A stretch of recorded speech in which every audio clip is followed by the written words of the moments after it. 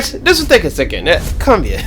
I want you to think of any music video you can think of. Do you remember them? How did they make you feel as a kid? Now, how do you feel when you watch them now? Exactly. Well, there are still some music videos that stick with me till date. That scared my whole childhood, man. Also because there were no access to a lot of music videos then. But look at now, they are everywhere. And you know the law of economics, right? So, what am I saying? African music videos are dead. In fact, all music videos are dead. But since we're in Africa, let's stick to Africa. Why do I say that? Culture. What is culture? A way of life of a people. Culture changes, evolves, is infiltrated. You know, sometimes it's not just the culture that constitutes music videos being dead. There are a lot of factors that play. So hear me out, and see whether you agree with me on this topic. Let's go. I'm gonna be real here. During the 2010 era, that was when the African music videos began to rise. People paid attention to details. You know, that was when Africans took music videos seriously. Remember those music videos during the 2010 to 2020s, right? It was on a steady rise. Oh my god, and we loved to see it. But you know, in everything you always get to a point of plateau. Every culture gets to that point, yeah. And music videos are not an exception. Especially those ones that display girls partying, having a good time. It became too used and boring. Maybe except the girls part. Everybody wants to jay, everybody wants to party, find girls. No originality. Everyone was following the same theme and settings because it worked. Not for long. Some of the music videos even go to the extent of using the same woman. And sometimes I'm like, wait, isn't that Big Booty Tasha? Wait, wasn't she on Variety? Hey, no hate to the models or the music that they use. Hey, see, get that back. And I also feel like there's an over-reliance on the Western culture which is affecting us too. Which makes our culture look like 2024 Man United. Washed and used. Wait, now sometimes when I watch music videos, I'm like, wait, am I in Africa or Miami? Again, these are my thoughts. You might beg to differ. Don't differ. You see these two words, those two words, social media.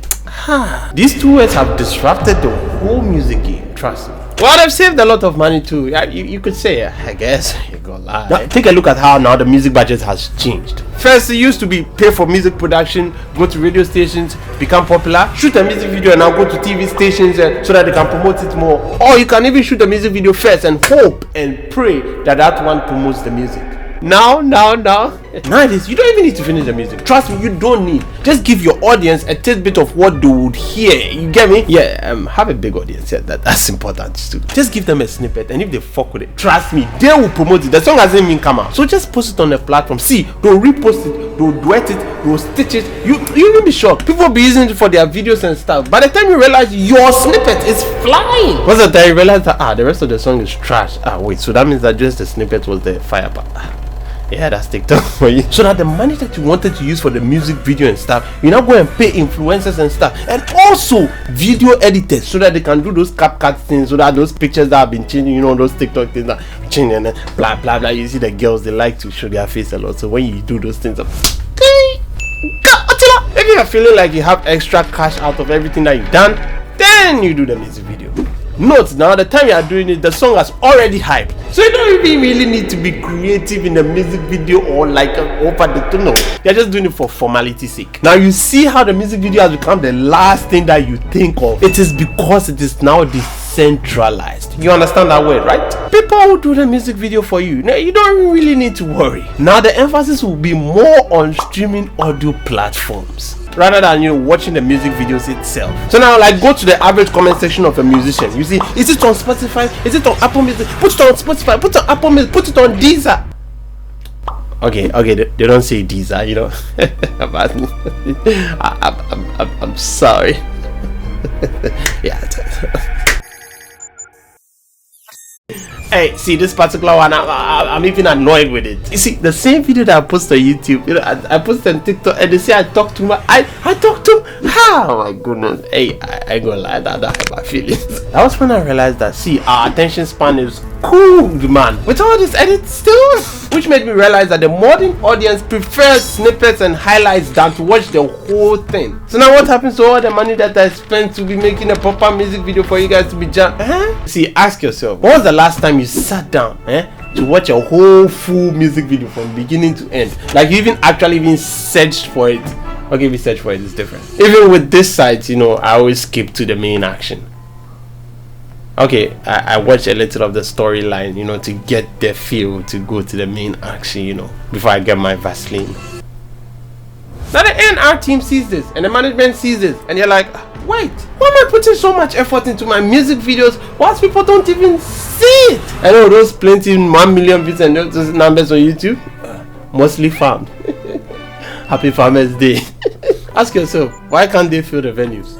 1 million people, the venue is 60,000 people, isn't it? What can I say? We're in a more money and capital driven society. So everything is for the money, man, not really the impact.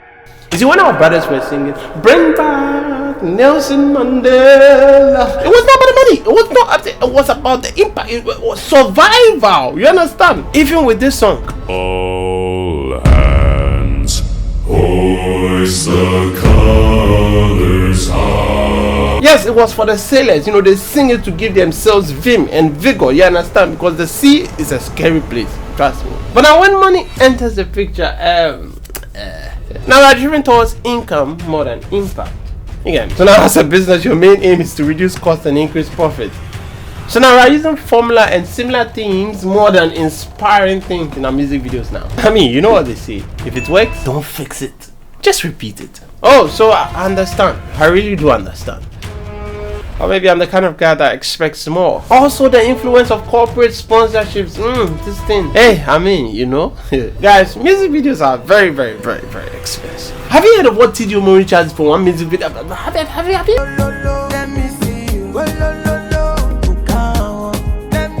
Do you know how much that video cost? So sometimes you need companies to help foot the bill. And sometimes those bills come with its own rules and you would have to conform. All this kills the love for inspiring music videos again, especially if it is religiously or politically motivated. Well, my conclusion, African music videos are not entirely dead, if you know what I mean.